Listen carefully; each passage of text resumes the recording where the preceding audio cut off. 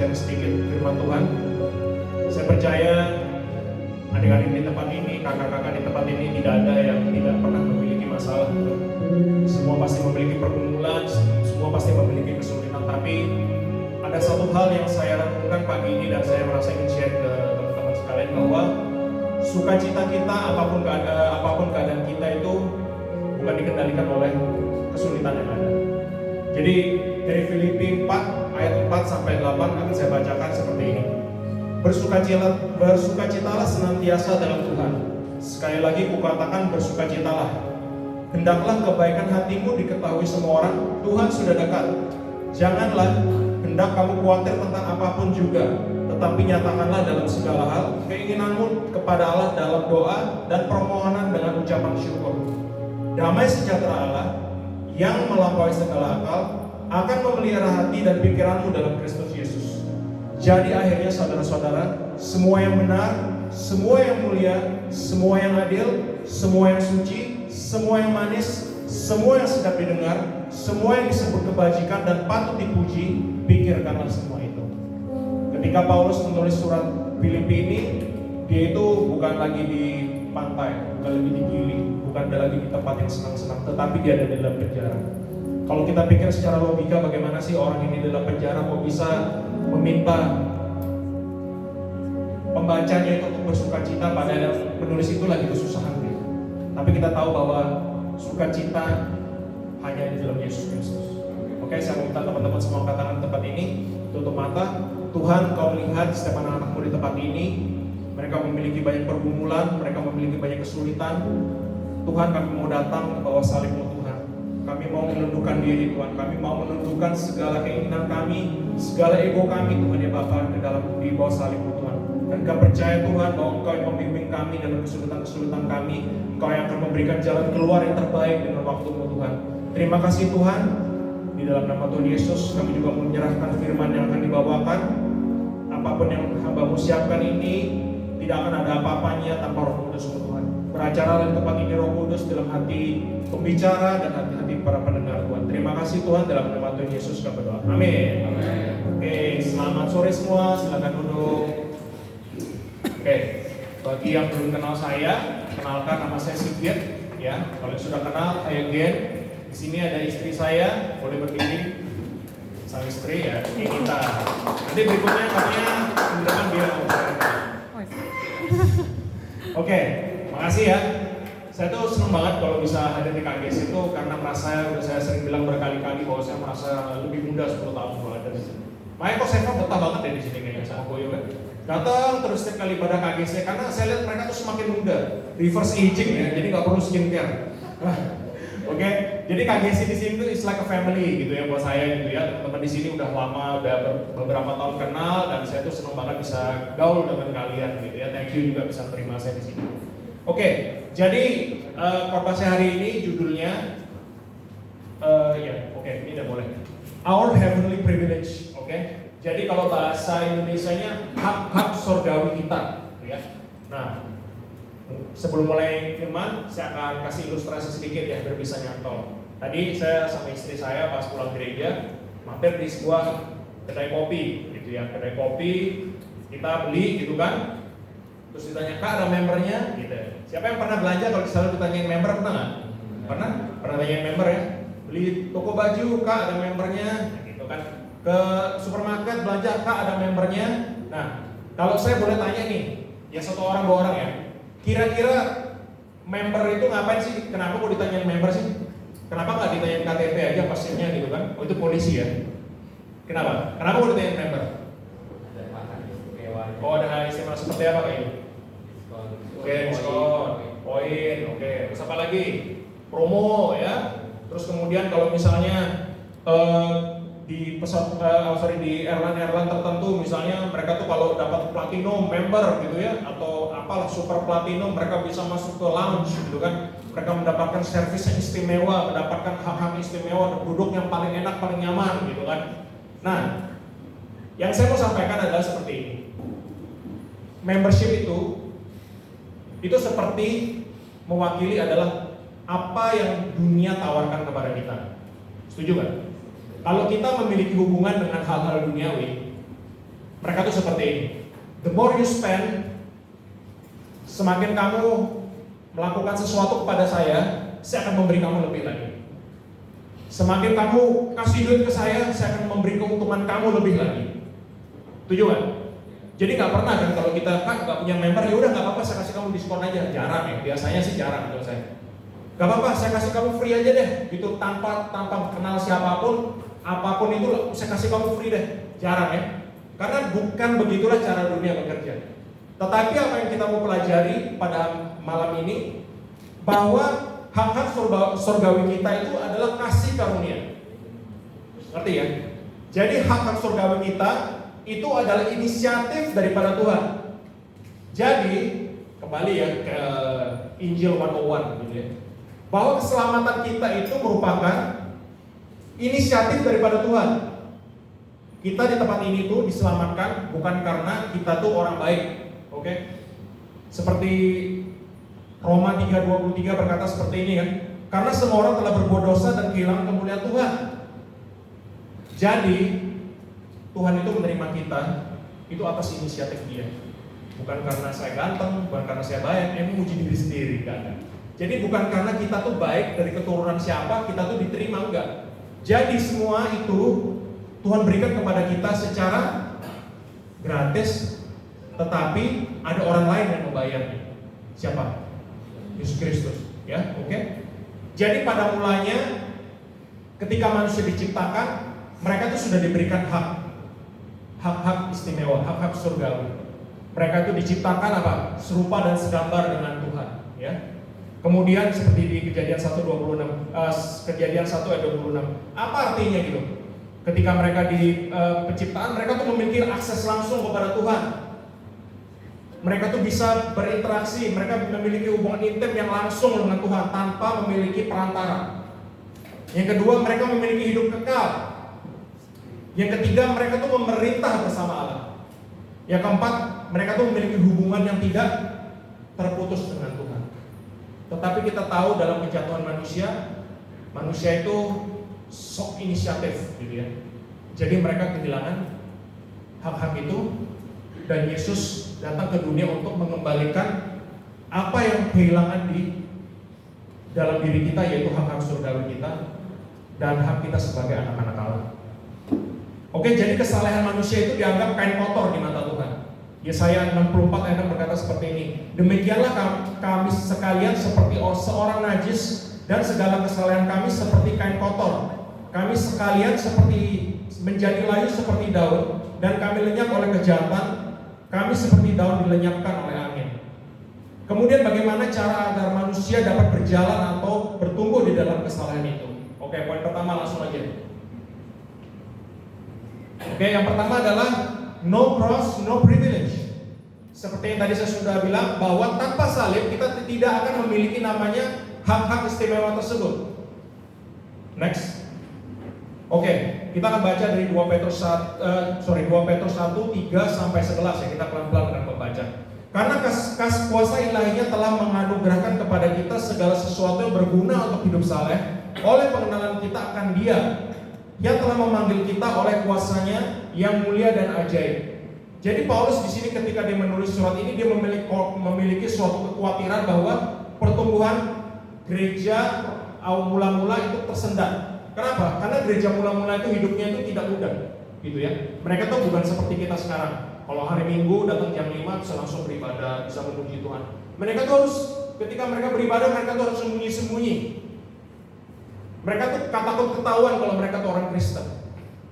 Karena ketika mereka ketahuan bukan mereka orang Kristen, bukan bangku plastik yang dipecahin ya, bukan meja yang dibolak-balik, tapi mereka akan langsung dibawa dan disiksa, dibunuh, dipenjara. Jadi sekalipun memiliki situasi yang sulit,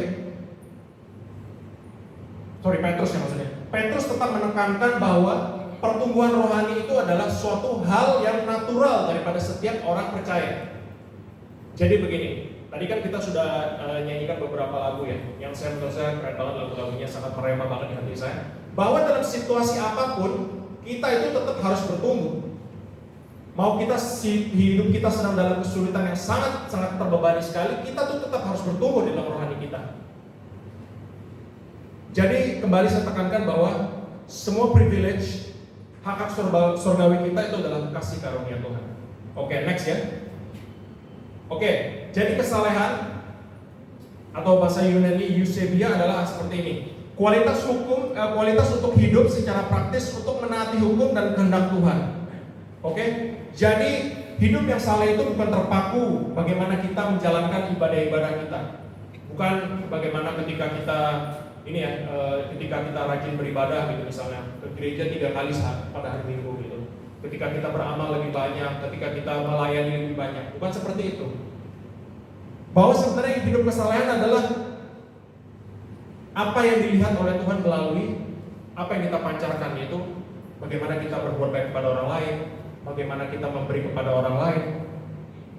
Karena itu kesalehan ini adalah suatu konsep yang keliru di mata dunia. Makanya orang-orang zaman sekarang tuh, ya termasuk teman-teman ini gen apa sih? Gen Z bukan ya? Generator? Ya anggaplah kalian Gen Z lah ya, atau gen apa? Gen Z. Gen Z. Makanya kan ada satu riset bilang Gen Z itu paling gak suka namanya orang-orang saleh gitu, orang-orang yang suka beribadah. Kenapa? Karena contoh atau role model mereka itu tidak memancarkan bahwa hidup saleh itu sebenarnya adalah apa yang terpancar dari karakter mereka gitu kan. Jadi orang-orang yang rajin beribadah, rajin melayani adalah orang-orang yang mulutnya itu kasar. Mereka itu tidak punya hati untuk benar-benar mengerti Gen Z tersebut atau anak-anak di bawah mereka. Oke, jadi itu ya rule-nya, bahwa kesalehan itu bukan terpaku pada ritual-ritual, tetapi apa yang dipancarkan melalui karakter, melalui sikap kita. Oke, next. Oke, jadi apa kunci daripada kesalehan tersebut? Yang pertama adalah teladan dan pengorbanan Kristus. Selama Kristus hidup di dunia, dia sama sekali tidak pernah berdosa, sehingga dia adalah role model bagaimana kesalehan itu seharusnya. Dan hanya oleh pengorbanan Kristus kita bisa hidup saleh. Yang kedua, Roh Kudus memberikan dan memperlengkapi kita kuasa untuk mencapai hidup yang saleh. Karena hidup saleh itu tidak bisa digapai dengan kemampuan kita sendiri sebagai manusia. Jadi kesalehan kita itu, kembali saya bilang, tekankan sekali lagi, bukan karena kekuatan kita sendiri. Ketika gini contohnya, ketika kita misalnya ada teman yang nyebelin gitu, ya pasti punya teman yang nyebelin nggak? Apa teman kalian tuh baik semua? Oke, kayak contohnya saya punya teman yang nyebelin gitu. Bagaimana sih caranya supaya saya bisa rekonsiliasi dengan orang yang nyebelin ini gitu kan? Bagaimana cara saya supaya saya bisa bergandengan tangan dengan dia? Ya dengan Roh Kudus. Bagaimana cara saya bisa keluar daripada candu, misalnya merokok, pornografi, seks bebas, udah pada gede semua kan? Omongan yang sia-sia, tontonan yang sia-sia. Kalau kita semua menggunakan kekuatan kita sendiri, maka kita akan selalu jatuh kepada lubang yang sama. Seperti hamster, tau gak hamster? Kalau bahasa Inggris itu hamster wheel. Tau hamster wheel? Lari terus, tapi nggak kurus-kurus ya. Lari dalam lingkaran yang sama, di dalam dosa yang sama, terus menerus muter terus. Ketika kita mengandalkan kekuatan sendiri, kita tidak akan pernah bisa memiliki hidup yang salah. Kemudian next. Kemudian setelah kita diciptakan, kemudian setelah kita ditebus, apa sih yang menjadi panggilan surgawi kita? Oke, di 1 Petrus 2 ayat 9 ya, saya ulas sedikit aja supaya teman-teman mengerti apa sih panggilan surgawi kita.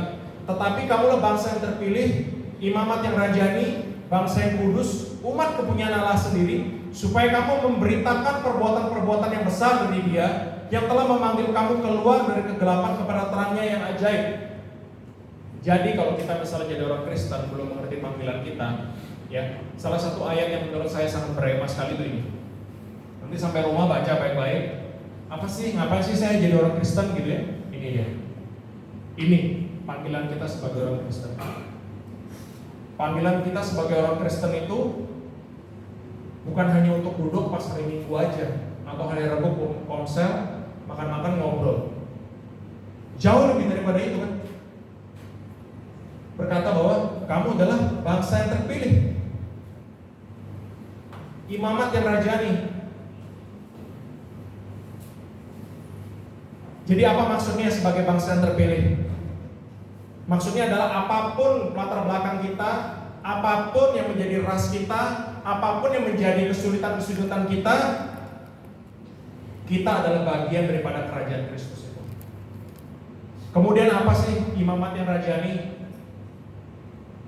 Ini menyatukan dua fungsi yang penting, yaitu imam dan raja. Kalau dalam perjanjian lama, ya supaya kalian nggak ngantuk, saya jelasin sedikit aja gitu ya. Kalau dalam perjanjian lama ada imam dan ada raja. Mereka tuh jarang ada yang satu, kecuali Melkisedek ya, kalau nggak salah, Melkisedek ya. Jadi kita itu adalah imam dan raja. Kita memiliki akses langsung kepada Allah, dan kita juga dipanggil untuk memerintah bersama Tuhan. Ketika kita memerintah bersama Tuhan, kita juga memiliki tanggung jawab. Hidup kita sebagai persembahan yang kudus buat Tuhan. Tuhan itu nggak pernah minta, berikan uang yang banyak kepada saya akan memberkati kamu. Itu sesat. Ya. Tapi Tuhan bilang, berikan hidupmu sebagai persembahan yang hidup dan yang kudus dan yang berkenan. Kemudian apa itu bangsa yang kudus? Bangsa yang kudus berarti kita dipisahkan khusus untuk menjalani misi.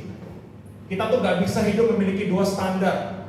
Ketika masuk gereja, kita jadi anak gereja. Kita keluar dari gereja, kita jadi anak malam atau anak siang gitu. Ya. Jadi kita harus memiliki standar, yaitu standar Tuhan. Umat kepunyaan Allah sendiri apa artinya? Artinya kita adalah milik Tuhan, kita adalah kesayangan Tuhan.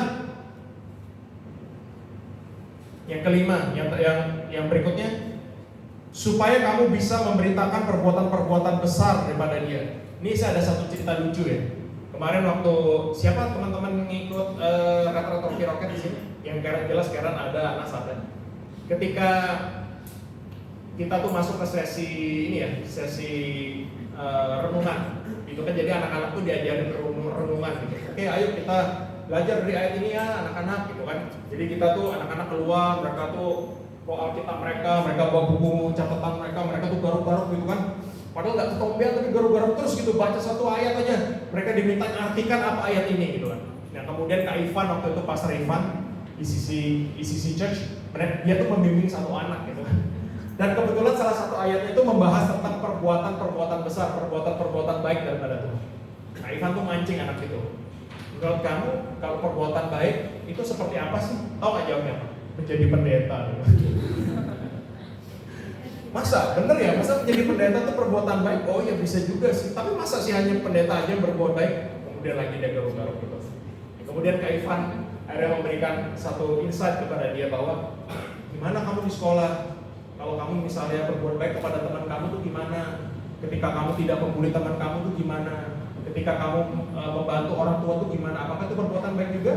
Oh iya bener juga ya.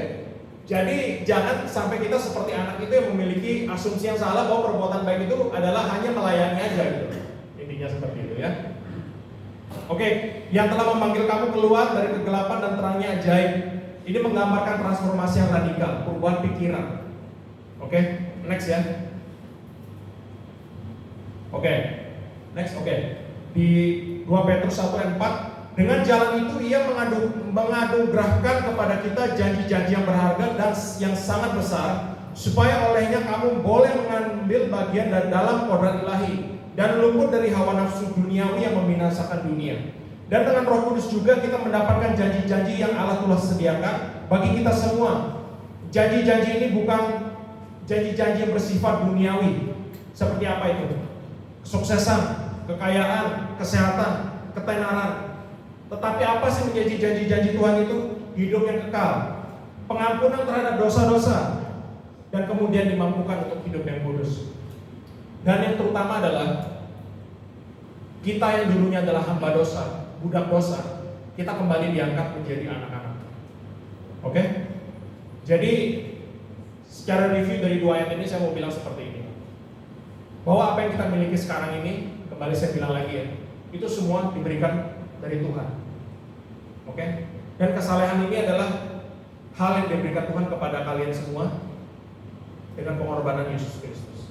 Oke? Sebelum masuk ke step berikutnya, boleh saya minta satu volunteer ya? Satu volunteer? Enggak akan saya kerjain benar janji. Saya akan kasih sesuatu malah. Siapa? Satu volunteer aja. Charlene biar cepat. Charlene, maju teman sini Charlene. Oke. Oke. Ini tadi kalian nggak lihat kan kalau saya bawa ini kan?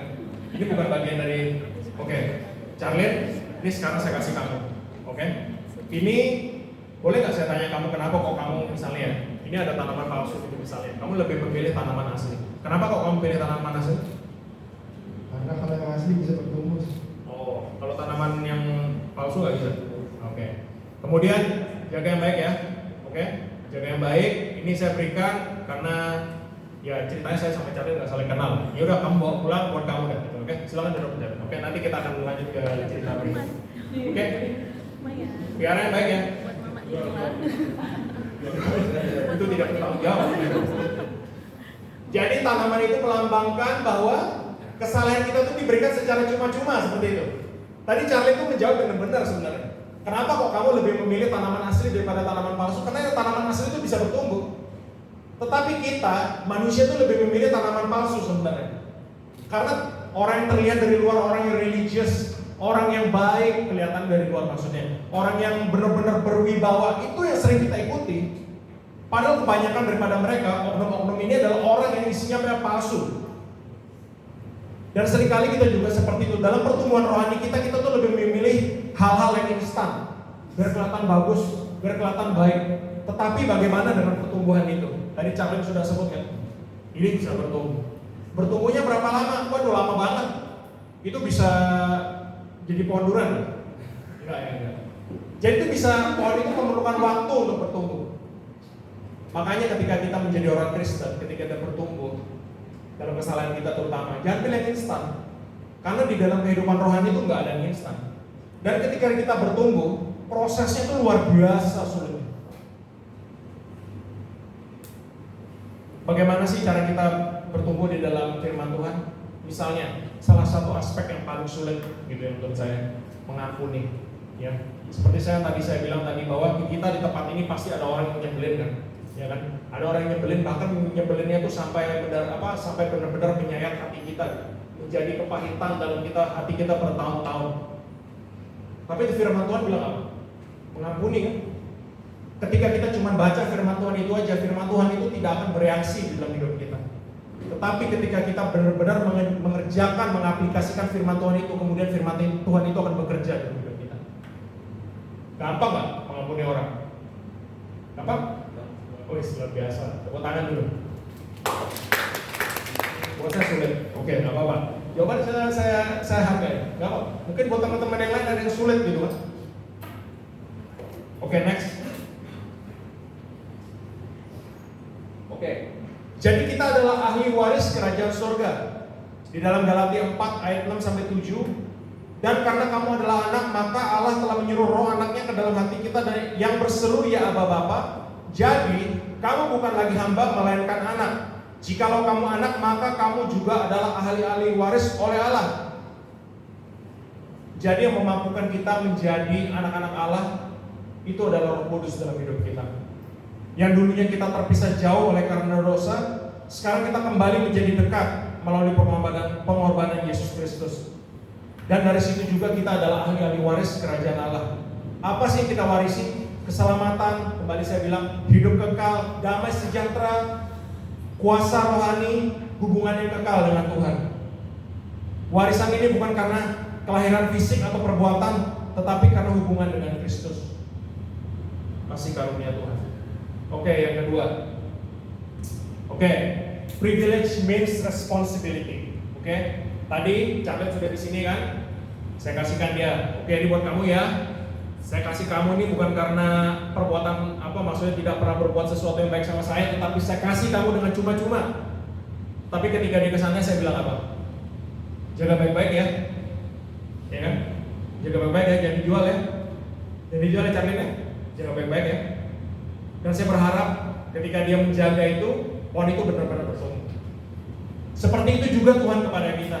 Ketika dia memberikan kita hak-hak surgawi, dia juga mengharapkan kita untuk memiliki tanggung jawab untuk menjaga apa yang menjadi hak-hak surgawi itu. Bagaimana sih caranya kita menjaga hak-hak surgawi itu? Next ya. 2 Petrus 1 ayat 5 sampai 7. Justru karena itu kamu harus dengan sungguh-sungguh berusaha untuk menambahkan kepada imanmu kebajikan, dan kepada kebajikan pengetahuan, dan kepada pengetahuan penguasaan diri, kepada penguasaan diri ketekunan, dan kepada ketekunan kesalehan, dan kepada kesalehan kasih akan saudara-saudara, dan kepada kasih akan saudara-saudara kasih akan semua orang. Ayat 5 berkata seperti ini, justru karena itu. Artinya seperti yang saya bilang tadi, bahwa setiap hamba surgawi kita itu kita memiliki tanggung jawab. Kemudian dengan sungguh-sungguh, apa artinya? Itu adalah tindakan yang aktif, dan kita harus mengeluarkan effort yang terbaik dari bagian kita. Jadi setiap daripada kita memiliki tanggung jawab. Ya, next yuk, yang cepat. Nah ini, kalau tadi teman-teman baca ayat 5 sampai 7 ini ngomong apa gitu ya? Ini ilustrasinya yang gampang, enak banget dibaca. Yang pertama tadi apa? Iman. Kemudian tambahkan kebajikan, tambahkan pengetahuan, tambahkan penguasaan diri, ketekunan, kesalehan, kasih filia. Filia nggak ada kan? Ini nggak apa-apa ya. Kasih akan saudara-saudara. Yang terakhir adalah kasih agape. Jadi ini adalah tangga. Kalau orang normal naik tangga itu dari satu naik yang berikutnya, benar kan? Ya, bukan dari satu naik dua gitu kan, jarang ada yang begitu ya, kecuali anak-anak ya. Jadi Tuhan itu berharap, Tuhan itu memiliki ekspektasi bahwa kita itu sudah diberikan iman yang melalui kasih karunia. Oke, iman kita itu adalah kasih karunia Tuhan, diberikan oleh Tuhan. Dan dari sana itu Tuhan mengharapkan kita supaya kita tuh menambahkan kebajikan, menambahkan pengetahuan, penguasaan diri, ketekunan, kesalehan, kasih filia, dan kasih agape. Orang Kristen yang normal dan bertumbuh, tangganya itu harusnya seperti ini. Jadi kalau kita mengasihi orang, kasih filia ini kasih antara sesama ya. Kalau kita mengasihi orang tanpa memiliki iman, kasihnya itu menurut saya bukan kasih yang sungguh-sungguh. Apa artinya? Kasih transaksional. Bertumbuh itu adalah proses yang natural. Kita tidak dapat bertumbuh jika kita menolak. Seperti tanaman tadi ya. Kalau tanaman tadi itu misalnya ditaruh di pot terus ya, itu kan di pot terus, tidak pernah keluar dari pot, tidak pernah ditaruh di dalam di tanah yang benar-benar subur, bisa nggak bertumbuh?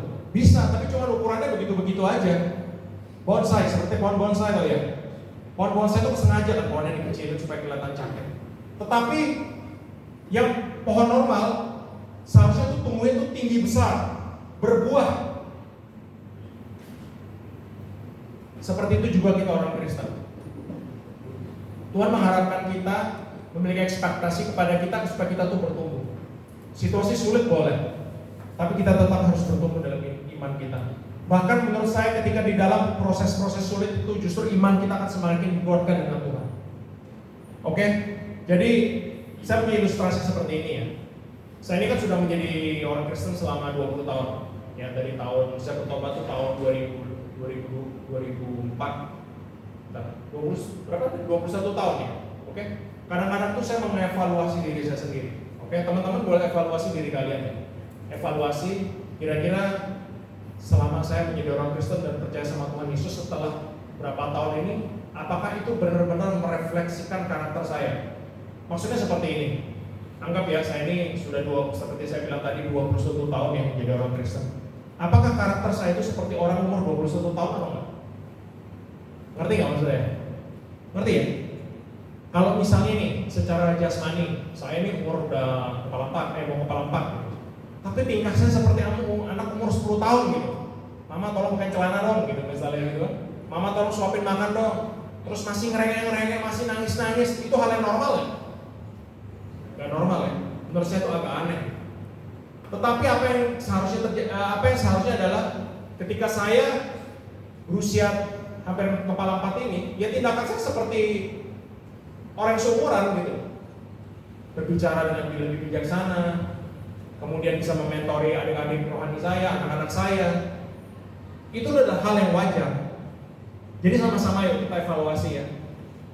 Kapan sih pertama kali kita, pasti ada cerita-cerita yang seru-seru dan mengharukan. Kapan sih terakhir kali kamu percaya sama Tuhan? Wah, kalau bisa diceritain sampai malam gak habis-habis. Yuk kita evaluasi. Sudah berapa tahun saya menjadi orang Kristen? Sudah berapa tahun saya mengenal Tuhan? Sudah berapa tahun saya melayani Tuhan?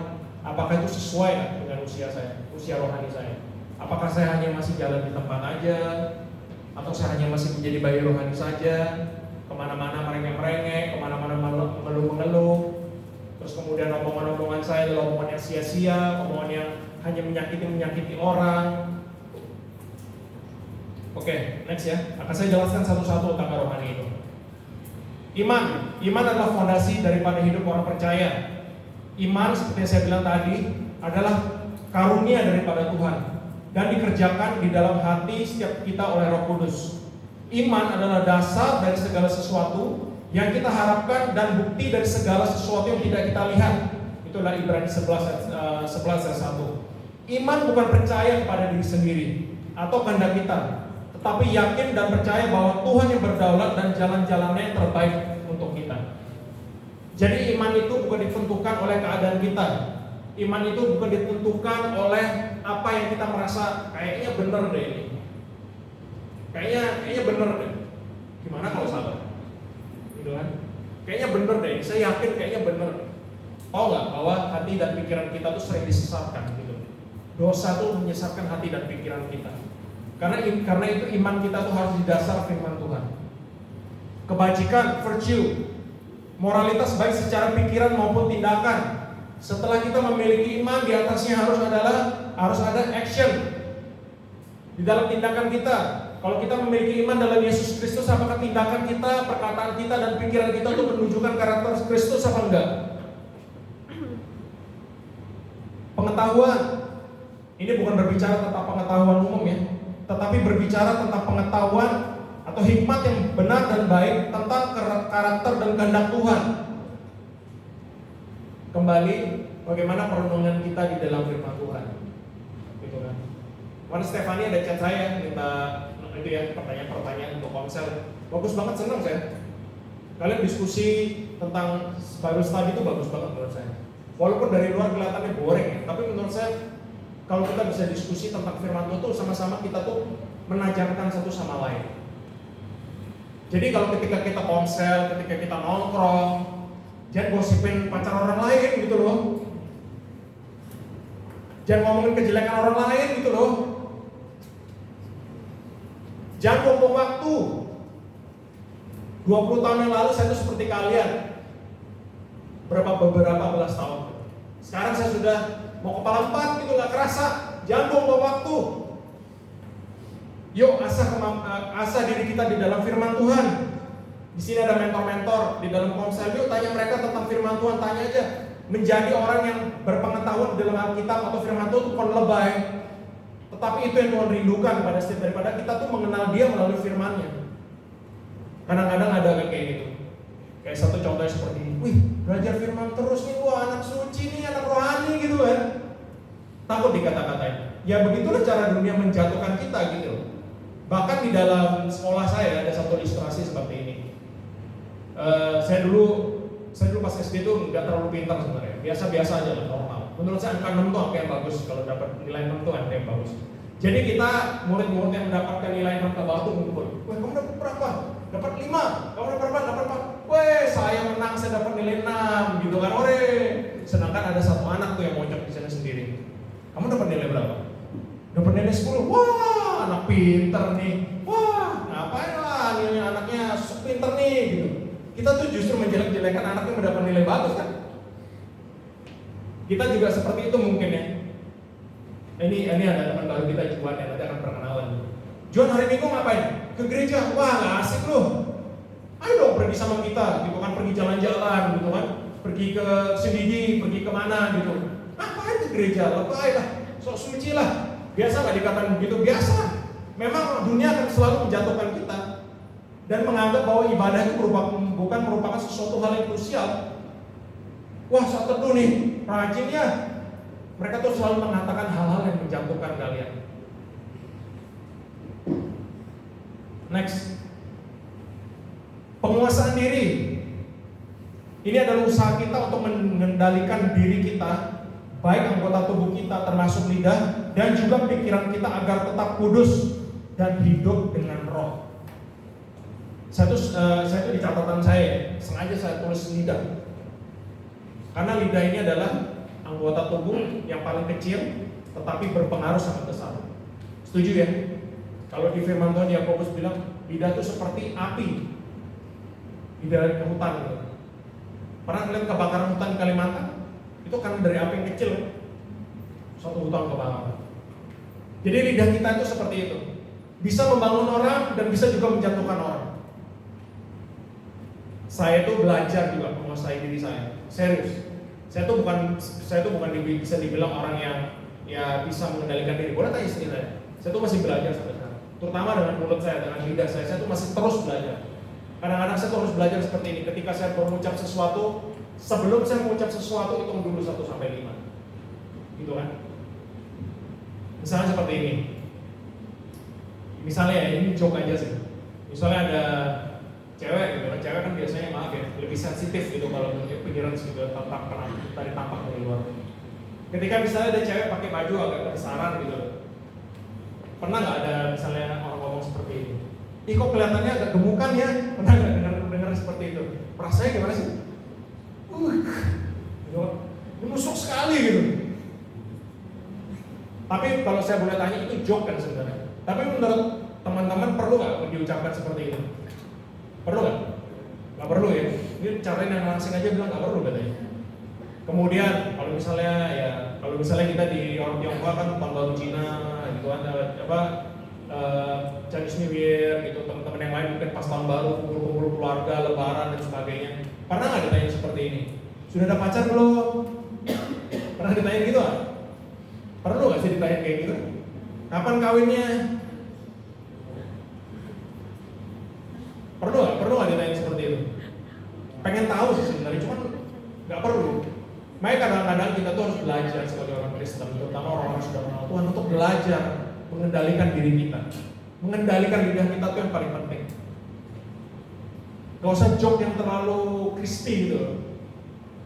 Gak usah joke yang terlalu garing gitu loh, ngapain? Lebih baik kata-kata kita tuh lah kata-kata yang membangun satu sama lain. Kalau ada teman kita yang down, mempunyai banyak masalah, yuk encourage dia gitu loh. Jangan pas dia datang, wah masalah lagi, gitu. Wah si dia masalah datang. Itu kata-kata orang Kristen seperti itu yang bikin orang tuh gak suka ke gereja. Bikin banyak orang-orang yang belum mengenal Tuhan tuh kepahitan sama orang-orang Kristen karena kata-kata kita yang sia-sia. Oke, ketekunan, apa artinya? Ya mudah aja ya. Pantang menyerah, konsistensi, grit sekalipun di masa-masa yang sulit. Jadi pertumbuhan rohani kita di dalam hal-hal tersebut yang saya sebutkan tadi, kita tuh perlu namanya ketekunan, penguasaan diri. Ini ya kita contoh, flashback satu aja. Penguasaan diri di dalam hal yang misalnya kita lagi emosi itu gampang apa enggak? Gampang nggak? Gampang ya? Nggak gampang ya? Bahkan ketika kita lagi emosi terus malah ditanyain banyak-banyak, kita tuh pengen maki orangnya gitu kan. Kita pengen mengeluarkan bahasa-bahasa kebun binatang gitu kan. Itu memerlukan suatu ketekunan, grit gitu, untuk selalu bertahan. Oke, kesalahan tadi ya. Gaya hidup yang berkualitas sesuai dengan apa yang Allah inginkan. Jadi kesalahan ini memiliki fondasi, bukan instan seperti yang tadi saya sudah bilang itu. Dari iman, kemudian dari kebajikan, pengetahuan, penguasaan diri, ketekunan, kemudian baru datanglah ke kesalehan. Oke, tetapi kesalehan ini bukan adalah tujuan akhir daripada hidup kita. Kita tuh juga bukan hanya menjadi orang yang kelihatan saleh aja dari luar, tetapi next adalah kasih kepada saudara. Kalau di dalam bahasa Yunani adalah Philadelphia ya, maksudnya seperti ini. Kasih kepada orang-orang yang sesama orang percaya. Kemudian yang terakhir yang kasih yang lebih besar lagi, yaitu kasih kepada semua, atau yang kita tahu sebagai kasih agape. Makanya yang terutama menurut saya adalah kasih agape. Tetapi kita juga harus belajar mengasihi orang-orang saudara-saudara kita, saudara-saudara seiman kita. Jangan juga kita tuh terlalu terkurung di dalam gereja. Saya tuh cuma mau gaul sama orang gereja aja, karena orang gereja tuh semuanya tuh baik-baik, gak gampang tersinggung, asik-asik, gitu kan. Gimana dengan orang-orang lain? Kalau kita hanya menggarami air laut, kita tuh gak berfungsi sebagai garam. Betul ya? Garam tuh seharusnya ditabur di mana? Di sop, gitu ya, di bakso, soto gitu kan. Seperti itu. Dan yang terakhir adalah tentunya ini semua adalah tanda-tanda daripada pertumbuhan rohani yang sehat. Oke, next ya. Nah, saya berikan tangga rohani ini sebagai suatu refleksi bagaimana pertumbuhan rohani itu seharusnya. Jadi sebagai pengikut Kristus itu kita tuh harus berprogres terus. Dan tujuan akhirnya kita tuh harus berbuah. Jadi kita sebagai orang Kristen itu tujuan kita diselamatkan itu bukan hanya masuk ke dalam kerajaan Allah, masuk memerintah bersama Tuhan di langit dan bumi baru, tetapi kita juga harus berbuah untuk Tuhan. Misalnya Kevin, saya mau tanya ya, kan Kevin ini jago nih main, Kevin Willy, kan misalnya kan jago nih, dia main musik, jago ya. Oh sorry ada dua Kevin, saya sebutkan Kevin Willy aja, karena saya lebih kenal dia sedikit. Kevin Willy ini kan jago main musik kan, bisa main bass, bisa main drum, bisa main keyboard, bisa main angklung, bisa kan? Jago kan? Tapi boleh saya tanya nggak?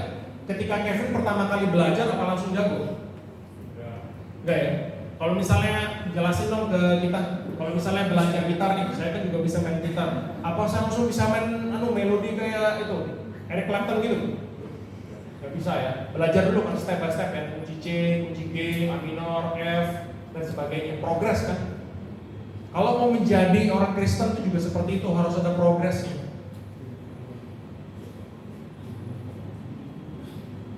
Jadi orang yang bertumbuh secara rohani itu bukan diukur dari banyaknya pelayanannya, banyaknya ibadahnya, tetapi dari karakter dan juga buahnya. Oke, next. Oke, apa sih hasilnya kemudian setelah kita menerapkan tangga rohani itu? Next. Sebab apabila semuanya itu ada padamu dengan berlimpah-limpah, kamu akan dibuatnya berhasil, menjadi giat dan berhasil dalam pengenalanmu akan Yesus Kristus Tuhan kita. Ketika kita bertekun melakukan tangga rohani tersebut, maka kita menggapai tujuan kita, yaitu mengenal Yesus Kristus dan menjadi serupa dengan Dia. Dan ini adalah proses yang terus-menerus seumur hidup kita. Next. Ini suatu ayat yang benar-benar merema banget dalam hati saya. Salah satu ayat ya, sorry saya minggir deh. Oke? Jadi Yesus Kristus bilang apa sih? Inilah hidup yang kekal itu, bahwa mereka mengenal Engkau sebagai satu-satunya Allah yang benar dan mengenal Yesus Kristus yang telah Engkau utus. Jadi menurut Tuhan Yesus sendiri, hidup yang kekal adalah mengenal Tuhan. Dan mengenal Tuhan itu bukan dengan hanya bersekolah teologi aja, gitu. Mengenal Tuhan itu bukan hanya di dalam pengetahuan aja, tetapi mengenal Tuhan itu harus melalui experience, melalui pengalaman, melalui mengerjakan firman-Nya. Baru kita bisa mengenal Tuhan. Dan itu pun seperti yang saya bilang tadi adalah proses yang lama dan terus-menerus dalam hidup kita.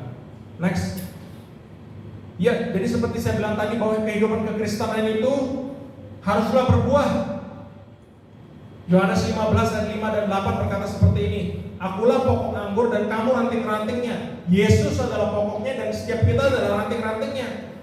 Barang siapa tinggal di dalam aku dan aku di dalam dia, ia berbuah banyak. Sebab di luar aku kamu tidak dapat berbuat apa-apa.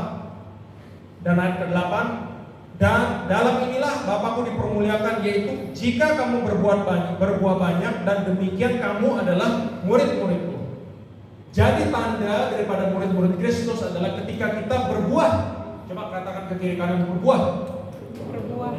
Jadi ketika pohon yang saya titipkan ke Charlene itu berbuah, nggak tahu ada buahnya apa enggak ya. Pokoknya ketika pohon itu berbuah, barulah terlihat bahwa dia tuh sukses untuk merawat daripada apa yang Tuhan sudah titipkan kepada dia.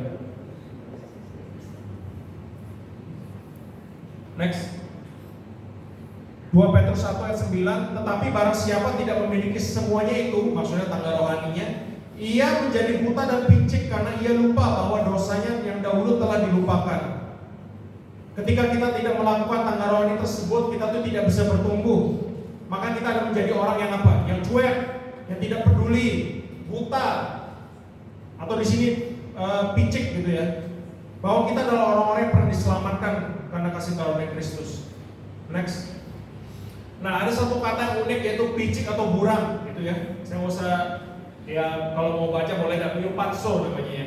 Jadi picik atau buram itu seperti apa? Seperti orang ini. Buram bisa melihat tapi nggak benar-benar bisa melihat, ngerti nggak maksud saya? Jalan tapi kayak orang buram-buram. Nah, seperti ini misalnya. Saya kan kalau nyetir malam tuh harus dibantu oleh kacamata ya. Kalau saya nggak dibantu oleh kacamata, jalan di kiri dan trotoar di kiri dan kanan jalan itu tuh seperti kayak kelihatan nggak ada, gitu, ngerti nggak maksud saya? Oh, Tata ngerti ya? Oh, oke. Oh, tos. Oke. Jadi seperti itu juga kita gitu. Kalau kita nggak pakai kacamata, apa sih yang kita mau lihat? Kita tuh hanya melihat apa yang di depan kita sejauh yang mata kita mampu memandang. 10 meter lagi di depan ada sapi, kita juga nggak tahu, kita tabrak gitu kan. Karena itu kita tuh memerlukan kacamata kan? Memerlukan alat bantu kan? Supaya kita nggak nabrak sapi itu maksudnya. Oke? Kita sebagai orang firman Tuhan juga seperti itu. Di dalam kekristenan juga seperti itu. Kalau kita cuek, kita nggak mau tahu, saya cuma mau tahu diri saya aja, kita akan nabrak sesuatu, pohon lah, sapi lah, ya amit-amit orang lah, trotoar lah, seperti itu. Seperti apa sih ilustrasi kebutaan rohani masa kini gitu ya? Fokus